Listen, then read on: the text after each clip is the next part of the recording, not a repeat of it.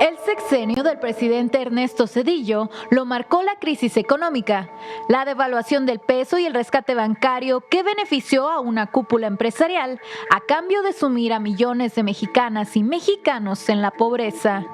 Pero también fue sello del gobierno de Zedillo la represión contra la población.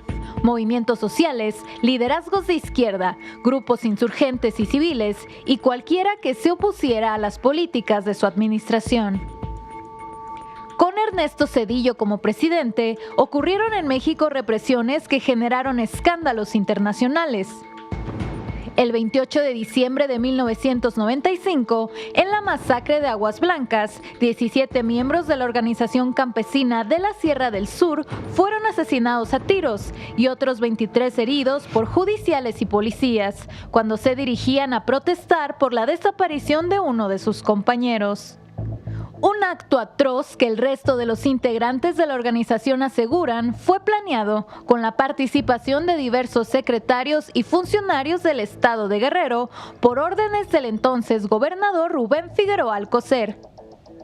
El gobierno estatal intentó acusar a los campesinos de agredir a la policía para justificar lo ocurrido, pero la evidencia desmintió esta versión y 3 meses más tarde, el gobernador Figueroa Alcocer se retiró del cargo, con licencia indefinida y manteniendo su fuero.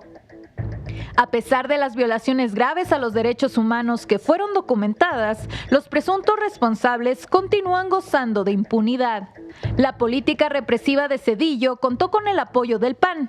El titular de la Procuraduría General de la República fue Antonio Lozano Gracia, pieza clave del grupo de Diego Fernández de Ceballos. Fue resultado de un pacto no escrito. El jefe Diego desapareció en la campaña de 1994 para facilitar la victoria de Ernesto Zedillo, a cambio de posiciones en el gabinete.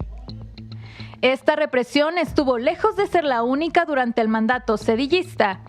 2 años más tarde, en la localidad de Acteal, en el municipio de Chenaló, en la región de los Altos de Chiapas, en el contexto del levantamiento zapatista, en el que las desapariciones y homicidios eran la norma, el 22 de diciembre de 1997, un grupo paramilitar disparó armas de uso exclusivo del ejército contra la organización indígena Las Abejas, mientras el grupo de indígenas tzotziles se encontraba orando en una ermita.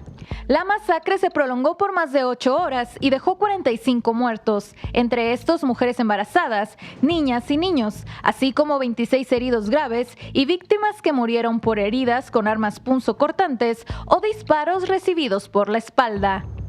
De nuevo, la administración de Zedillo, a través de su secretario de Gobernación, Emilio Schweifert, intentó deslindar al gobierno federal de su responsabilidad en la matanza, algo que fue desmentido, ya que, como el mismo Schweifert admitió, tuvo conocimiento meses antes del ambiente de violencia en contra de la comunidad de la región. Una omisión que le costó el cargo a Emilio Schweifert. La reparación o reconocimiento de la responsabilidad del gobierno en estos hechos no fue dada por Zedillo, sino hasta 2020, 23 años después de la masacre. En los años siguientes, los ataques en zonas predominantemente indígenas continuaron. La madrugada del 7 de junio de 1998, en el municipio de Ayutla de los Libres, en Guerrero, 10 miembros de la comunidad indígena y un estudiante fueron asesinados por elementos del ejército mexicano en una escuela en la comunidad de El Charco, a donde acudieron para participar en una consulta popular. No estaban armados. Luego de ser rodeados, la balacera se prolongó durante 6 horas. Algunas víctimas recibieron el tiro de gracia y por varios días, más de 3,000 indígenas mixtecos quedaron bajo cerco militar. Otro episodio de la guerra de Zedillo contra la población indígena que buscaba su autonomía ocurrió a pocos kilómetros de Acteal, el 10 de junio de 1998, en el municipio de El Bosque, en Chiapas. Más de 1,000 elementos del ejército y de las diversas fuerzas policíacas, acompañados por helicópteros y vehículos artillados, se adentraron y atacaron de madrugada a 3 comunidades, dejando un saldo de 8 pobladores muertos, 53 detenidos y decenas de casas saqueadas. El gobierno argumentó que el operativo fue legal, sin embargo la evidencia apuntó a que la matanza fue una ruptura más del compromiso gubernamental y optar por el uso de la fuerza en lugar del diálogo con la población. El Barzón surgió en 1993 como un movimiento social de agricultores endeudados con los bancos ante las altas tasas de interés y la apertura de las importaciones por el Tratado de Libre Comercio de América del Norte. Inconformidades que con el lema "Debo no niego, pago lo justo" estallaron en fuertes movilizaciones en distintos estados del país, a las que se sumó parte de la clase media afectada por la crisis económica. En la guerra social entre los deudores y la banca, Zedillo tomó el lado de los banqueros, reprimiendo las manifestaciones y promoviendo la ley Zedillo en contra de los deudores para proteger a los bancos y acreedores.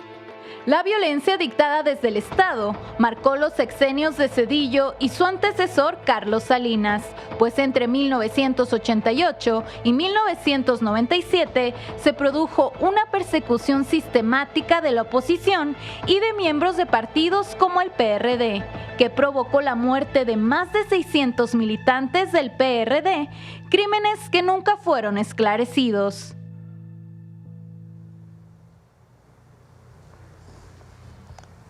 ¿Por qué ponemos esto? Primero para que, siempre lo he dicho, lo dijimos el 2 de octubre del 2024. ¿Quién fue el responsable de una represión ordenada? Pues el presidente de la República de entonces.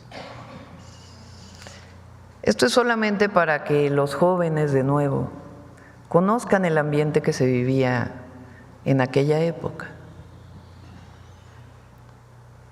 ¿Por qué lo ponemos? Porque el debate hoy es el autoritarismo. Así lo quiso poner la oposición.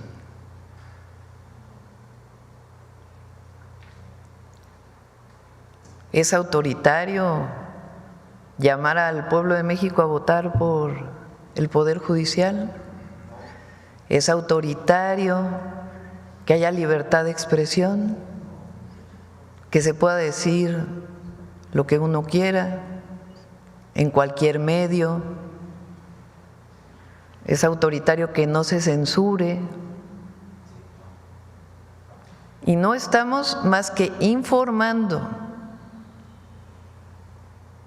desde los distintos puntos de vista, y que el que escucha la mañanera, el que lee un artículo, tome su propia decisión, su propia forma de ver el mundo y de ver la historia de México.